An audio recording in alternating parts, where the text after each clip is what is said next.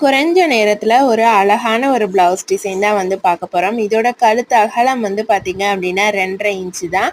அந்த அகலத்துக்கு தகுந்த மாதிரி ஃபஸ்ட்டு நம்ம லைன் போட்டுட்டு அதுக்கப்புறமே நம்ம வந்து நெக் ஷேப் வந்து வரைஞ்சிடலாம். இந்த நெக் ஷேப் தான் நான் வந்து இந்த டிசைனில் ட்ரை பண்ண போகிறேன். இன்றைக்கி பார்த்திங்க அப்படின்னா நான் வந்து கேன்வாஸ் எதுவுமே யூஸ் பண்ணாமல் வெறும் லேஸ் மட்டும் வச்சு பார்டர் கரையை வச்சு மட்டும்தான் வந்து இந்த டிசைன் வந்து ட்ரை பண்ணியிருக்கேன். இதுக்கு வாங்கின ஸ்டிச்சிங் ப்ரைஸ் எவ்வளோ அப்படின்னு பார்த்தீங்கன்னா, இந்த ப்ளவுஸுக்கு பார்த்திங்க அப்படின்னா லைனிங் ப்ளவுஸ் தைக்கிறதுக்கு 240 ரூபாயும், லைனிங் வந்து 50 ருபீஸும், புடவை ஓரடிக்க 20 ரூபாய். அதுக்கடுத்து வந்து பார்த்திங்கன்னா லேஸ் வச்சு ஸ்டிச் பண்ணுறதுக்கு எப்பயுமே வந்து 70 ரூபாய் நான் வந்து சார்ஜ் பண்ணுவேன். லேஸுக்கு 50 ரூபாயும் 20 ரூபா நம்ம தைக்கிறதுக்கும் அந்த மாதிரி.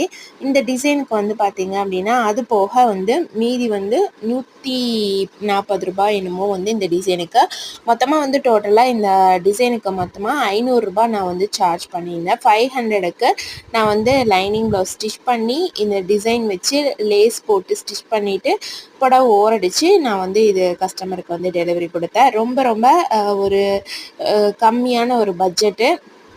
அந்த பட்ஜெட்டில் நம்ம வந்து ஈஸியாக தைக்கக்கூடிய ஒரு ப்ளவுஸ் டிசைன் தான். பார்டர் கரை மட்டும் இருந்தாலே போதும். ரொம்ப அழகாக வந்து இந்த டிசைன் வந்து ஸ்டிச் பண்ணிடலாம்.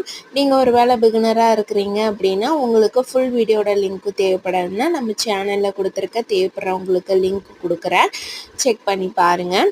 இது வந்து இந்த உள்ளார வைக்கிற கிளாத் வந்து பார்த்திங்க அப்படின்னா நீங்கள் வந்து பிளைன் கிளாத்தாகவும் வந்து வச்சுக்கலாம்.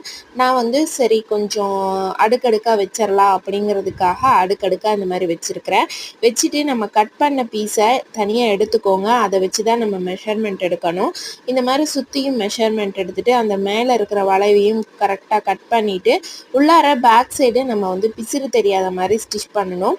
அதனால் நீங்கள் வந்து ஒரு லைன் வந்து மடித்து தைக்கிறனாலும் மடித்து தைச்சிக்கோங்க. அப்படி இல்லை அப்படின்னாலும் ஓவர்லாக் போட்டு எடுத்துக்கோங்க. அப்போ தான் நம்ம உள்ளார அட்டாச் பண்ணினதுக்கப்புறம் நமக்கு வந்து பிசிறு எந்த இடத்துலையுமே தெரியாது, அதுவும் தூக்கிட்டு இருக்கிற மாதிரியும் வந்து இருக்காது. ஃபைனலாக பார்த்திங்க அப்படின்னா இந்த ஒர்க்கை பேட்ச் ஒர்க்கை முடிச்சுட்டு அதுக்கு லேஸ் வச்சு அட்டாச் பண்ணிவிட்டு எப்பயுமே இந்த சென்டர்லேருந்து நீங்கள் ஸ்டிச் பண்ணுங்கள். அப்போ தான் உங்களுக்கு கரெக்டாக வரும். அப்படி இல்லை அப்படின்னா ஒரு பக்கம் அதிகமாகவும் ஒரு பக்கம் கம்மியாகவும் வர்றதுக்கான வாய்ப்பு இருக்குது. இதை முடிச்சுட்டு அப்படியே டபுள் லைன் வந்து பார்த்திங்க அப்படின்னா லேஸ் வச்சு நான் வந்து ஸ்டிச் பண்ணிட்டேன். லேஸ் எப்பயுமே வந்து பார்த்திங்க அப்படின்னா ஒரு 1/4 இன்ச் to 1/2 இன்ச்சுக்குள்ளார இருக்கிற மாதிரியும் நல்லா வந்து வளையிற மாதிரி இருக்கிற லேஸாக பார்த்து சூஸ் பண்ணுங்கள். அப்போ தான் வந்து டிசைன் ப்ளவுஸ்க்கெல்லாம் நம்ம லேஸ் வச்சு ஸ்டிச் பண்ணுறப்ப அழகாக வந்து அந்த ஃபினிஷிங் வந்து வரும்.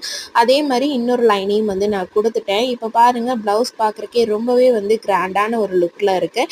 இந்த சென்டரில் பார்த்திங்க அப்படின்னா எம்டிஆர் இருக்குது அப்படின்னு ஒரு 3 ஸ்டோன் பட்டன் வந்து இதில் அட்டாச் பண்ணியிருந்தேன். தேங்க்ஸ் ஃபார் வாட்சிங்.